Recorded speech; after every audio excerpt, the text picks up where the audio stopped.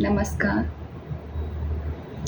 आज सोनम वांगचुक सर के अनशन का 18th डे है और बड़े ही भारी मन से मुझे वीडियो बनानी पड़ रही है कि सरकार ने एक बार भी उनसे सम्मानपूर्वक बात करने की कोशिश तक नहीं की है। जबकि ये हमारे समाज के लिए बहुत सेंसिटिव संवेदनशील होते हैं। शिक्षा और पर्यावरण।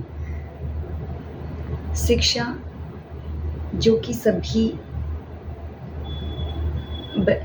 माँ बाप अपने बच्चों को दिला रहे हैं और सभी चाहते हैं कि उनके बच्चे शिक्षित होकर कॉम्पिटिटिव एग्ज़ाम में बैठें और वही कॉम्पिटिटिव एग्ज़ाम जब लीक हो जाते हैं तो कितनी गहराई की बात है कि आपके बच्चों का फ्यूचर ख़राब होता है, प्रेजेंट भी ख़राब होता है और जो मेहनत की उन्होंने, जो पैसा वेस्ट किया अपनी कोचिंग फ़ीस में और टाइम वेस्ट हुआ, इसका ज़िम्मेदार कौन है? तो इसके लिए कड़े नियम बने, यही सोनम वांगचुक सर की मांग है कि जब बच्चे नीट जैसे एग्ज़ाम में बैठें तो वो पारदर्शिता लाई जाए सरकार के द्वारा।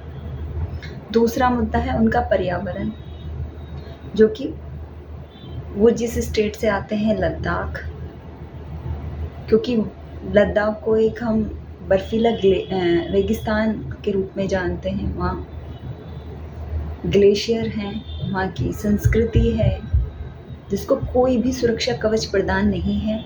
वो आप दिल्ली है, दिल्ली को आप सभी जानते हैं, यूटी है, ऐसे ही लद्दाख भी यूटी है और यहाँ पे आके कोई भी स्टेट का बंदा एग्ज़ाम दे सकता है या यहाँ पे कोई भी ज़मीन खरीद सकता है, ऐसे ही लद्दाख में भी है। तो वहाँ के लोग ये मांग कर रहे हैं, जैसे हिमाचल प्रदेश में आप ज़मीन नहीं खरीद सकते, वहाँ माइनिंग नहीं कर सकते, वैसे मतलब किसी भी तरीके से आप वहाँ जाके अपना अधिकार नहीं रख सकते। ऐसे ही वहाँ के लोग डिमांड कर रहे हैं कि उनको भी स्टेटहुड का दर्जा मिले ताकि वो भी उनके भी स्टेट को बचाया जा सके, कहीं बाहर के ब्यूरोक्रेट्स आके और वहाँ पे खनन माइनिंग ना कर पाएँ या वहाँ पे ज़मीन या फैक्ट्रियाँ ना लगा सकें और उनको उनके स्टेट को स्टेटहुड का दर्जा दिया जाए और वहाँ पे इस चीज़ को सुरक्षा कवच प्रदान किया जाए और वहाँ रोज़गार प्रदान हो।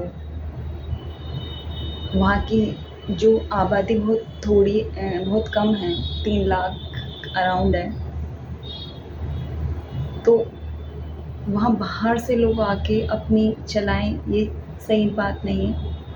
तो वो चाहते हैं कि हमारे भी स्टेट को स्टेटहुड का दर्जा मिले। और दूसरा आप ये देखिए कि सरकार कितनी संवेदनहीन हो चुकी है कि उनको कुछ समझ ही नहीं आ रही है बात।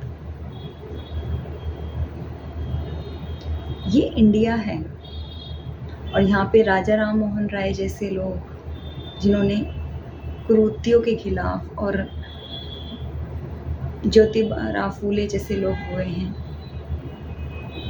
जिन्होंने समाज में सुधार किए हैं, तो आपको समझना चाहिए। दिग्गज साइंटिस्ट जो सड़क पर बैठे हैं उनसे एक बार बात तो करें कि वो क्या चाहते हैं। जितनी पॉसिबल हो सके आपको अपनी तरफ से कोशिश करनी चाहिए थी गवर्नमेंट को। और उनकी हेल्थ काफ़ी डेटेरेटिंग हो चुकी है और आप प्लीज़ सभी सॉलिडेरिटी में इस चीज़ को समझें कि education is very sensitive point,